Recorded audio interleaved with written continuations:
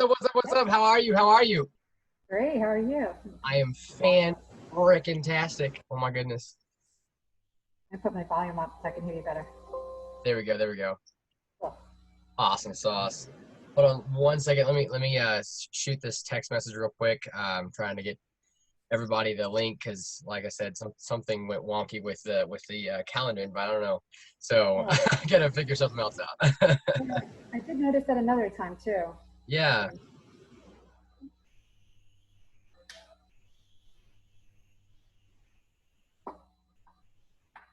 Awesome sauce. So how's your day been? Great. Awesome. Exciting. Awesome. Exciting. Exciting. Yeah, yeah. I caught your a little bit of your live earlier. Had some like downtime. That was great. I love that.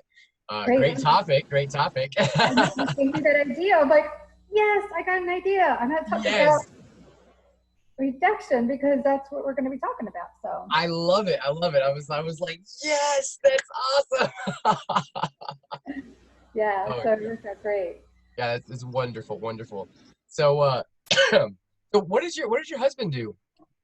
He's an engineer Okay. and he works with like demolition companies. He had his own company before in demolition, and then Okay. he now works for this guy now, just doing like plants, not like houses, like big huge plants. Oh, okay. So He like did, industrial. yes, exactly. So with him being a Awesome. partner, it works out great. Awesome, awesome. So does he travel a lot and all that good stuff?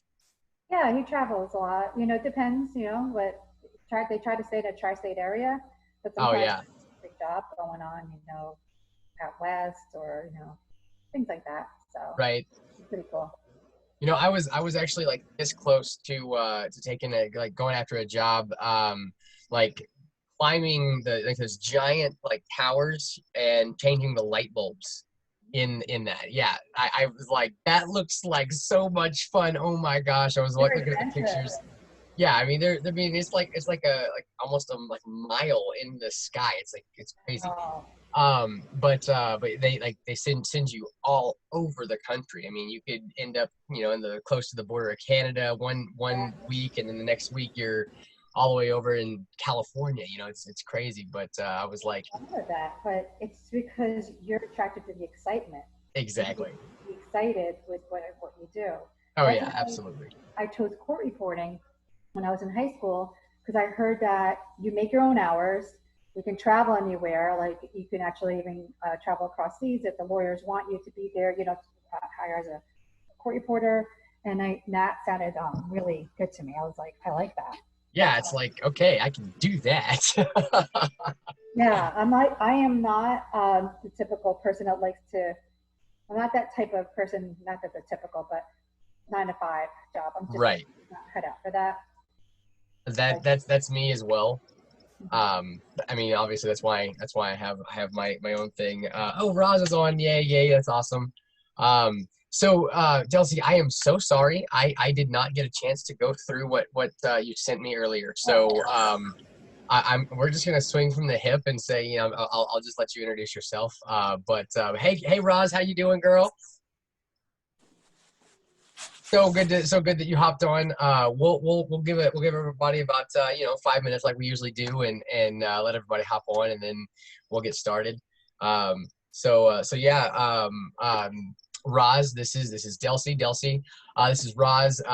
Delcy we've become like Facebook friends, and just kind of, I guess, we've attracted to each other.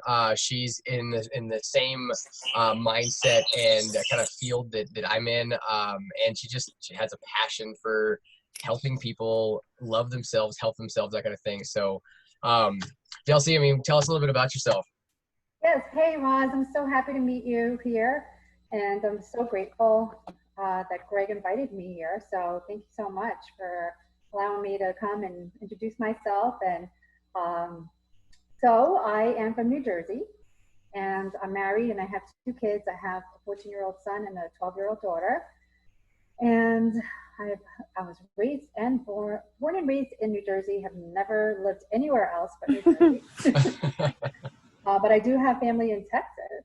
I do in Humboldt. And actually my Awesome. family's spread all over, like California, Florida, and I don't know, just I not that I'm definitely willing to get out of the state of New Jersey. I, But so I'm also a court reporter. That's what I work with lawyers all day. Fun, fun. Um, so that was for many years. I won't tell you how many years, but many years. And then I recently, in 2016, I got into network marketing, just so because I wanted to do something different. Something different. I wanted another type of lifestyle and be just not always listen to negative stuff from, let's face it, lawsuits. Yeah. Positive. Yeah, it's not. Maybe positive for the one person, one party that wins, and the lawyer that makes money. exactly. But staying in that type of environment, I was like, I want something different. So I went into network marketing, and that's where I'm at now, and I'm loving it. So. And So, one more thing is that my goal in life, I don't know if that's what you're going to ask me, like what, but yeah. my thing is that I would love to just help people and just have them realize their potential, their greatest, their great, realize their greatness, and um, and that they are in control of their own happiness. There. Absolutely. That's exactly what I was going to ask. That's amazing. It's like, like transmit, You don't have to talk. We don't even have to talk. We'll just be like, Yeah, exactly. I know.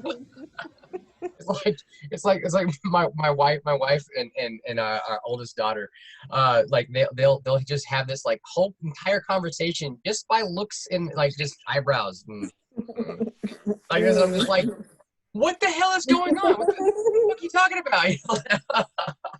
It's hilarious.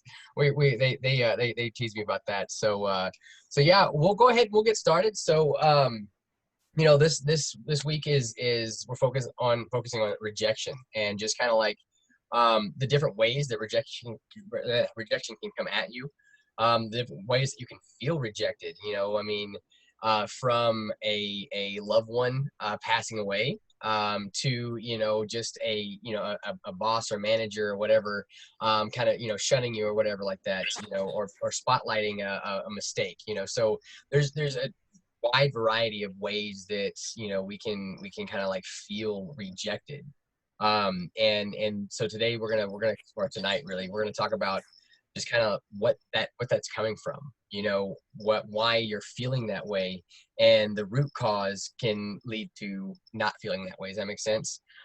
So really we're going to just kind of talk about how we vanquish feeling rejected, and a easy kind of trick or technique, practice, whatever you want to call it, to kind of recall yourself to present and realize that I don't have to feel this way, So yeah. So we're gonna just kind of go lead off with Delcy. She's got some stuff that she wants to share that I kind of ask her to come in and share her unique perspective.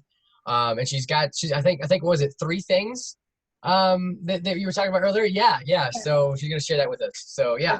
So Greg had asked me to talk about the topic rejection. So I've been doing lives on my profile, and I've been looking for topics all along. And then Greg says, can we do rejection? I said, fine. So that's what I did. I did a live on that, and I had like 3 ways to conquer conquer rejection. And it's with mindset. But first, I wanted to talk about how with rejection and how we are programmed since we were little to basically rely on the outer external environment to make us feel good, to make us happy.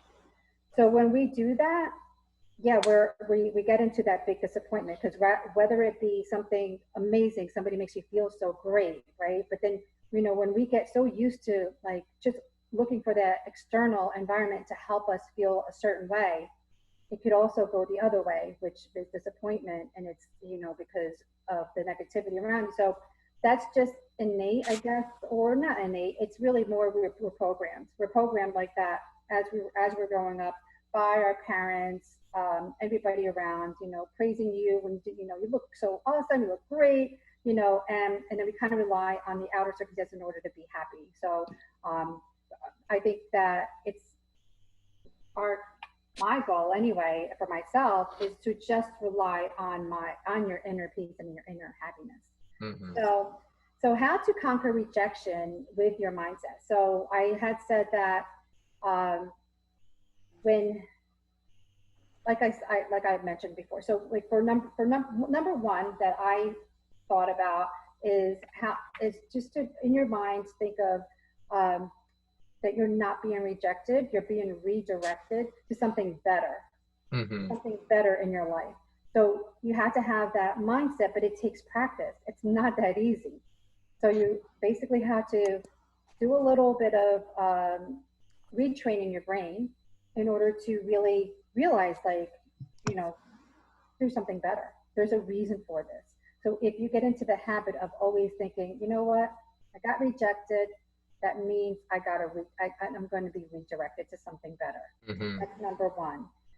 Number two is about whatever it is that you're offering, whether it even be in a relationship with Hey, somebody. Delcy. Yeah. Let's kind of unpack that first one though.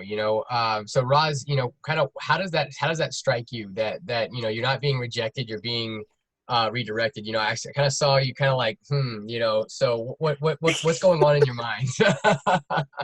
Dude, I swear, like it's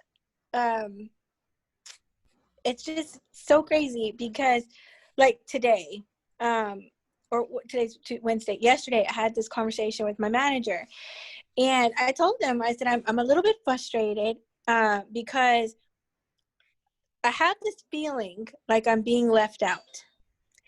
Okay. And I was like, I'm doing this, I'm doing that, and then I find out this or that, and I'm like, why didn't anybody say anything? How come nobody told us this or that? So I was like, I'm getting this like suspicious feeling that I'm being left out, and that's a trigger for me.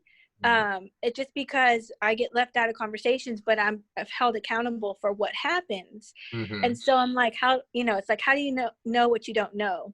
Right. And so he said, well, what changed? And he made me think, what has changed?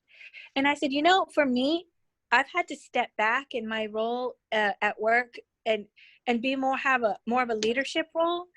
And it's not me doing the work and being in the spotlight. It's me helping others to help others achieve and get success. And so I want that. I know that's where I should be. And so it's just a little different for me to have to step back and see that. And so what he told me and what I came to understand myself in that conversation was just what Delcy just said. I'm not being rejected as like they're not calling upon me or rejecting my help or rejecting that they need me. They don't need me because I'm helping them to be able to do things themselves. So he said, because of that, you're able to take on something different. You can go and do these things instead. Absolutely. So exactly what Delcy just said. That's why it was like, yes, she summed up a half an hour conversation in like 2 minutes. Oh, that's splendid. I love it. Oh my goodness. Man, I was like, yes. Oh, that is amazing. That's never happened to me before. Girl, I tell you, hang with me, and I mean, you'll see some amazing like life change. I tell you what, this thing that we got going on, it's like this is not me. This is its own living, breathing entity of hybrid life. It's oh god, I have chill bumps. We're not in charge here. I am the hair in the back of my neck is standing up right now. Like this is freaking awesome, guys. Anyways, that's awesome. Thank you so much, Roz, for sharing that. Oh my goodness gracious. Wow. Let's go on to number 2. Yeah. You're like, wait a minute, let's stop here. Something. I felt it. Like I was like, wait, hold on. Like I feel something. So. Oh my God, that's awesome. I love it. I gotta bring light to this. Okay, so the cool thing about it is I was actually in the middle of while listening to you, I was in the middle of texting Meredith, who just hopped on. So, and I was sending her the link. So I was kind of like half listening and half trying to focus so I could, find her name and that kind of thing and send her this text. But I just like felt something. I was like, wait a minute, we should stop real quick. Wait, we should really unpack that.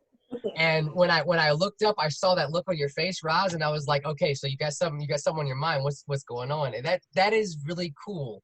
Like that's being present, right now. Yeah. And just kind of vibing with people that are on the same path. So, and it's what's wonderful about it is you don't have to be, a Christian or a Buddhist or, a yogi. You don't have to be anything to feel that, to understand that we're all connected. I guarantee you that each and every one of us have different views on a higher power or whatever it is, different views on sexuality, different views on race. I swear, I bet we do.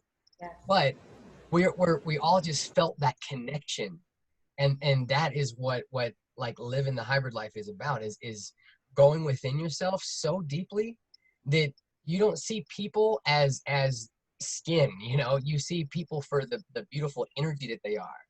That's why we're all three in different places and we can feel each like that's amazing, guys. Like, anyways, I'll step off my high horse real quick. I'll step off the soapbox and I'll let you go, Delcy. That's just too cool. So go. I'm actually done. I'm like, this was worth it. I'm like, I don't know what else to do. How do we top that? That was awesome. Well, let's see. Maybe we can. Yeah, absolutely. So yeah, but even like when you said you got chills, I was getting those chills too. Like that energy, it's that energy that you feel. So that's amazing. Thank you so much, Absolutely. Matt, for sharing that with us. You're welcome. So I'm so happy with that. So yeah, so you'll never forget that, number one. No. You'll be directed to something better. Oh man. So my second thing is what I had. Let me see what I put down here. Oh yes. Number two is don't take things personally. And that's kind of like what happened, right, Ron? Like, you took it personally, and don't take it personally, but also in a way where something that you're offering someone and they say no, like you put your heart and soul into it, and you're like, yes, I'm gonna, maybe you present an idea to your boss, and and okay, here it is, and they say no, but we tend to take it personally, like it hurts because it's coming from your heart and your soul. But it's basically just a preference. It has nothing to do with you, right? It has to do with the preference. It has to do with like I actually said in my live. I said, I'm doing lives. I chose to do 14 days of live and helping people out. And some people may not want to tune in because they're like, wow, what does she know? Like, I don't want to listen, but I'm not going to take it personally. That's just them. That's not their cup of tea, just that's all it is. So if you keep that in mind too, and don't let rejection get you in the way of your goals. That's something to always think about. And number three is, what is scarier, rejection or regret? So what happens is when we are rejected, we all of a sudden it's ingrained in our minds that like, okay, we don't like this feeling. So our brain is designed to protect us. So any kind of fear, any kind of hesitation, it's your brain's job, your frontal cortex that's their job. It's its job to protect you. That's all it's there for. So as soon like if you're putting on a pair of shoes, right? You're putting it on and like nothing, but if you hesitate on something, your brain's like, wait a minute, why does she hesitate? Why does she hesitate? There's something wrong. And all of a sudden, all of these thoughts come because they're trying to protect you. Oh, you don't want to do that. You don't want to do that. You don't want to tell your boss this. You don't want to be, all that. So that's just a normal thing with our brain. So what is scarier? Is it rejection or regret? Because if you just stop and don't even go forward with anything, and you just kind of like, oh, I'm not going to do it, I'm not even going to try, you're going to take the chance of regretting it for the rest of your life. The regret will be a lifetime. Rejection is just momentarily. And that has to do with even like relationships, right? Somebody hurts you in a relationship and just rejects you. Okay, they don't want to be with you, and then you're like, you don't want to open up your heart again to anyone else because you'll never forget that. You'll never forget that hurt that you feel when you poured your heart and soul into this relationship, and then that person rejected you, and then you're just thinking, all right, well, I don't ever want to go in love again because it's just going to hurt. Right, right. But you're going to reject what can possibly be good for your life. But you're going to actually, just with that one person, and just live 10 years without ever going forward and meeting someone new. That's something that you can regret later. You can regret 10 years of your life, of wasting your life, and Absolutely. not. You know, So, yeah. you know, that on that, you know, I feel like understanding that both emotions, the regret and the you know, rejection, understanding that they both are simply a chemical response. Break it down into what it really is. It's kind of like, you know, in the Wizard of Oz, when they finally get to the Wizard of Oz, and it's like, oh, and he's, you know, behind the big curtain, and he looks super scary, but then they go around the curtain and they find out that he's just an old man. There's nothing special about him. He was just using a bunch of smoke and mirrors, you know.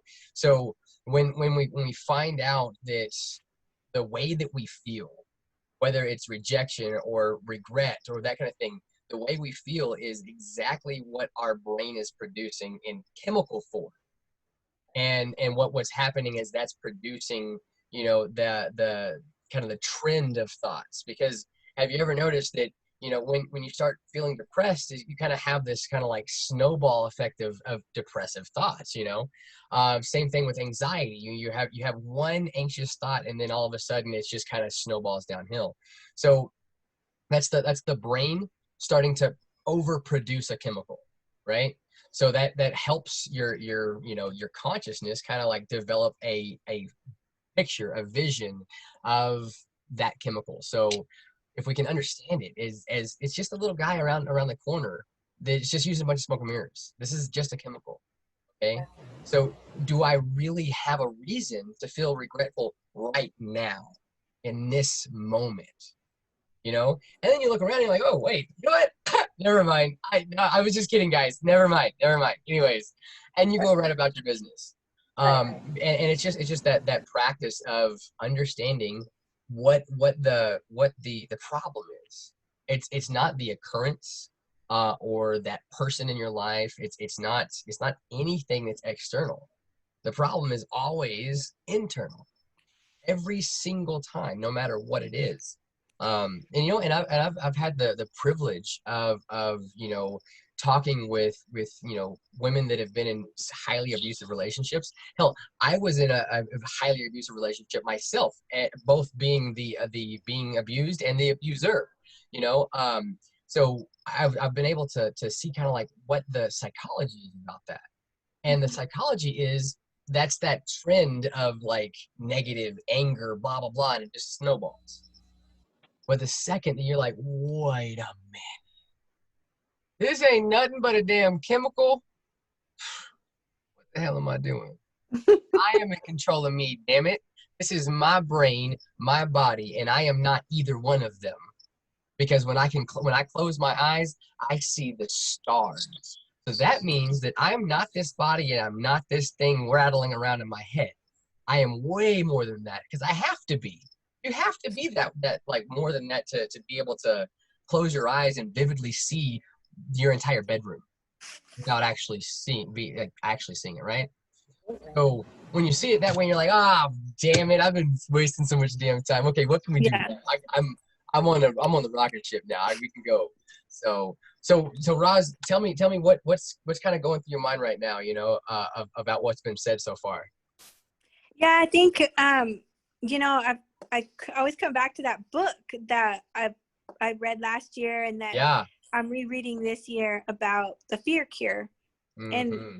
And just recollecting a little bit through that book was about, just like you're saying, it's just when we there's the real fear, and then there's the thing that we make up in our minds. Yeah. And when we have, I forget what she calls it, but it's like the fake fear. And when we have that fake fear and we give power to it, just like you said, it's a snowball. It gets bigger and bigger. We produce those chemicals. The chemicals cause stress, and stress makes you unhealthy. Right. And so that's something I struggle with, and it's something that I'm very aware of, and like we talked about, I try to talk myself out of it, and sometimes I just give into it because I just can't get out of my head. But one of the things that happened. Sorry to cut you off, but if I don't get it out, it's gonna burst. So Okay. I think one thing about, because anxiety is all fear, right? That's what fear is, right? So I think by understanding that there is no real fear, like fear doesn't actually exist, no matter what it is. It is simply a construct in our brains. The best way I've ever heard it explained, I wish I came up with it, but I didn't. But fear, false evidence appearing real. So you see an outward circumstance, and your brain starts, holy crap, the car just broke down. How are we gonna pay for that? And the bills that were already stretched thin already. Oh my God! So you start fearing, like you start creating that, because what's reality is the car just broke down, and you have all the power to manifest the extra money, or the family member or the friend that has the shop or whatever. The imagination is limitless to get the car fixed, and it's like, oh, that's amazing. Subjective. It's subjective, and also fear is subjective. Exactly. And also, it could be like, think about this. You've been probably wishing for a new car. Oh gosh, I wish I had a new car. All of a sudden, this happens, right? Like a major problem with your car, and then God says, well, you did ask for a new car. All right. What's the problem here? That's hilarious that you say it that way, because so me and my wife, we have this thing that we do. We have these like little arguments, but they're not really arguments. They're hilarious, and it's just like her standing firm on where she stands, and me standing firm on where I stand, and we kind of joke in this like sarcastic, loving little like back and forth thing. So I had flipped over earlier in this chair. It's actually her chair, right? I scooted back too fast, and it's carpet underneath, and I caught and I flipped over, right? So of course she gave me shit about that, right? So we started having a conversation about, hey, she's telling me, please just take care of the chair and don't break it, because like that's my chair and I worked hard for it. And I was like, absolutely. I'm not gonna try to break it, but I'm not gonna promise that I'm not gonna break it, because I don't know, like I wasn't trying to flip over this morning, but I did. So yeah, I promise you I won't try to break the chair. And she's like, well, if you just take care of it. And I was like, well, what are you talking about? What does take care of it mean? So and she's like, you know what I'm freaking talking about. So my point to the whole story is, what I told her was, what if, that there's better chairs out there? What if I know that there's better chairs out there? And what if somehow my subconscious knows that there's like a better chair that we're going to find like on the streets? It's like brand spanking new, like tomorrow. And my actions just caused me to flip over and I broke it, only for us to find this new chair. What if? And so, of course, she's just like, shut the fuck up. But that's my point is the fact that that's the how limitless reality really can be, because it is yours and you get to dictate what can actually happen and what cannot happen in your life. So like, I'm going to fly, okay? Like, I'm going to fly. It's going to happen. And you know how? I figured out that they have these cool like suits that are like, have like wings here, and you can just and jump out a plane. I'm telling you, that's flying. So when I was a child, before I even knew of this, before this was even invented, I said, I'm going to fly. And there's something that's going to happen, and I'm going to be able to fly. Whether I invented it or somebody else does, I'm going to be able to fly. And then I find out that there's a such thing as a squirrel suit. Boom. Just saying. Like, just saying. your reality is 100% yours. You set your, and you also like take the limits off. And when you take the limits off, I'm telling you, it's just like life is literally becomes your playground. It's amazing. So what are you thinking, Roz? I know you're thinking something.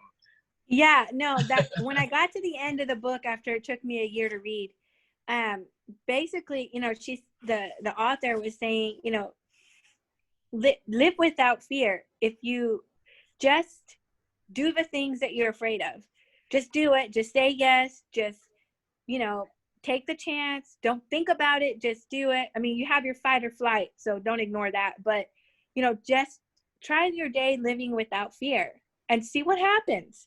Right. And I remember doing it and how free I felt. And I'm like, well, this stuff at work ain't no big deal. Right? Like I felt free.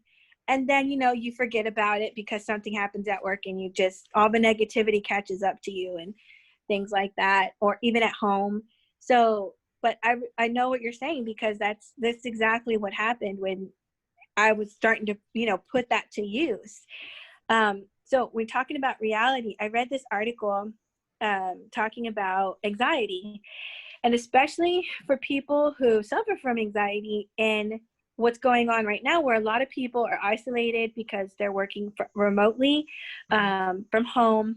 And so you think about the culture at work, when you work in a corporate office, and, sometimes it's that, I don't know what they call it. What's it called? Like, when people are just not backstabbing, but just everybody's vying for the top. Yeah, like competitive, it's very competitive. All costs kind of thing. All deals, all this information shared or deals made in closed door meetings. And so you already have all this anxiety about, am I going to lose my job? Am I next on the layoffs? Mm-hmm. Is somebody, talking about me to get, better position? There are all these things that happen that, go on. But then when you're at home and you're isolated, you're really isolated from and so your mind starts to think of all these things that aren't even real, aren't even happening, but because you can't see it and these things did happen when you were at work, your mind just plays these games.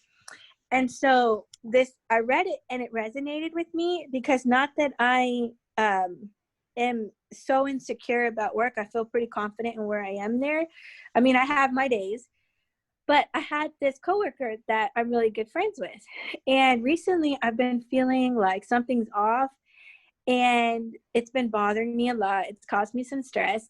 And I just felt like anytime I would say anything, we always used to be in agreement. And it was like, now it's like she sees completely opposite all the time. Doesn't matter if I say sky's blue, she says, no, it's black. And it's like, I'll say, what about this? She's like, well, that's really, you should talk to so-and-so about that, not me. And I'm just like, okay. Like, I just kept feeling like something was off. So I actually called her today because it was bothering me so much. And I called her and I said, look, I know I might sound crazy and I actually might cry. So I really feel like something's wrong. And I want to talk to you about it. If you'll talk to me about it, I don't know. Did I do something to make you mad? Did I do something to upset you?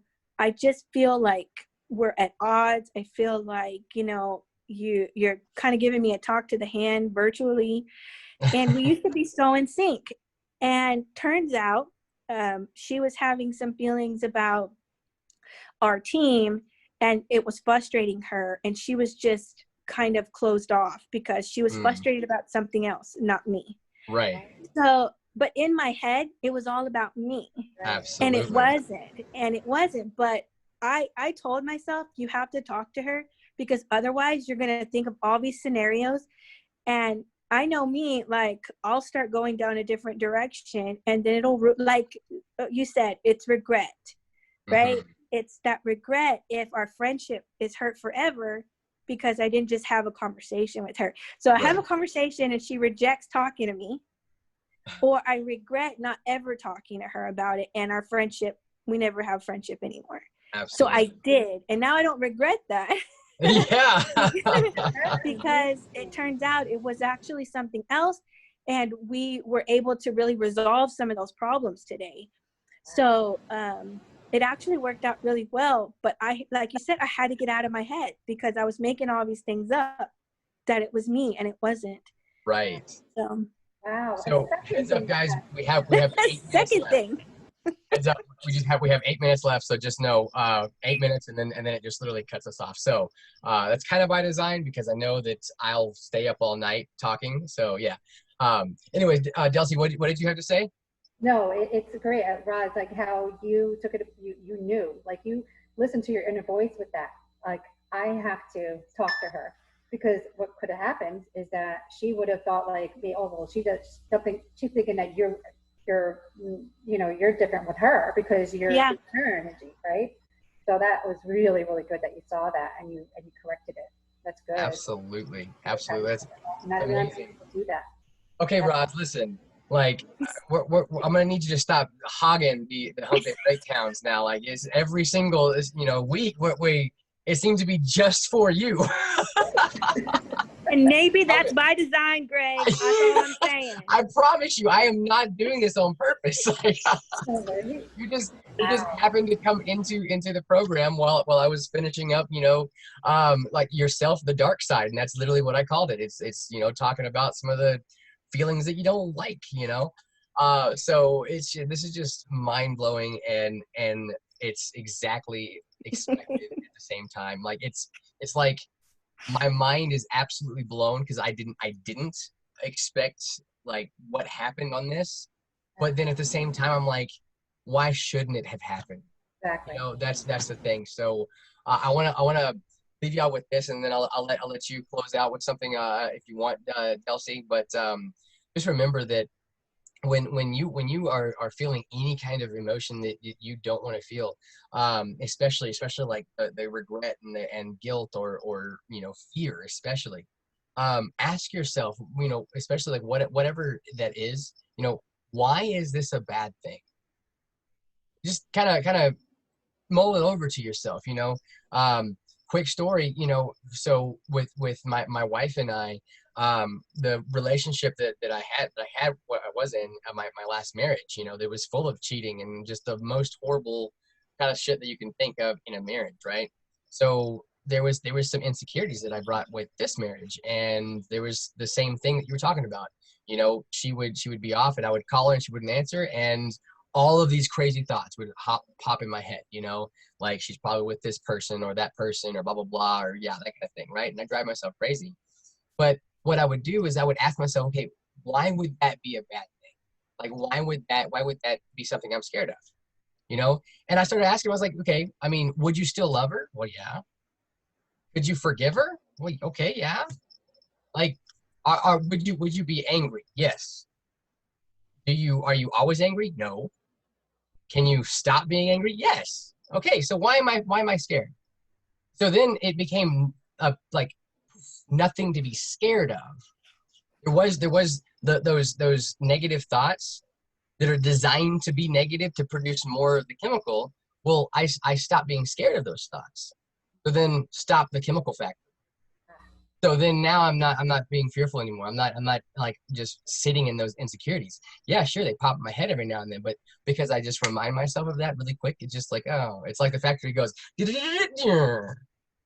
guess we're going home, guys, like so yeah.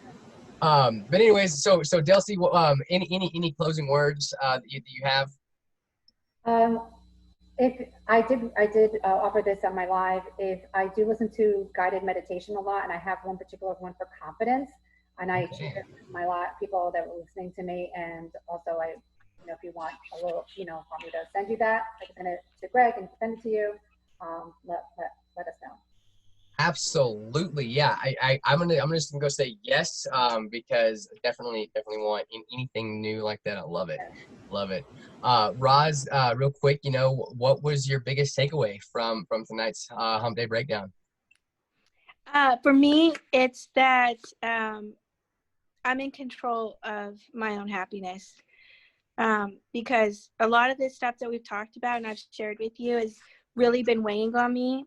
And so just through this week and, even now just talking with you guys, being able to see it for myself, just reminds me that I do control this, and I really should just worry about what I can control, and the rest is what it is. Yes. Love it. It just makes me so happy. You have no idea. I'm just like, ah! I love it. I love it. I love it. So yeah, guys, thank you so much for being so open, so raw. That's what it's all about. And wow, the energy that we just shared, that was so cool, guys. Well, I'll see you next week, Roz, on here, and we'll talk to you on Monday. Delcy, we'll definitely be in touch for sure, because I'm definitely gonna have you back, if you're available. I think it's safe to say that we would definitely love to have you back. So yeah, thank you so much, guys. Thank you, Delcy. Nice to meet you. Nice to meet you. Bye, guys. Love Good y'all. night. Bye.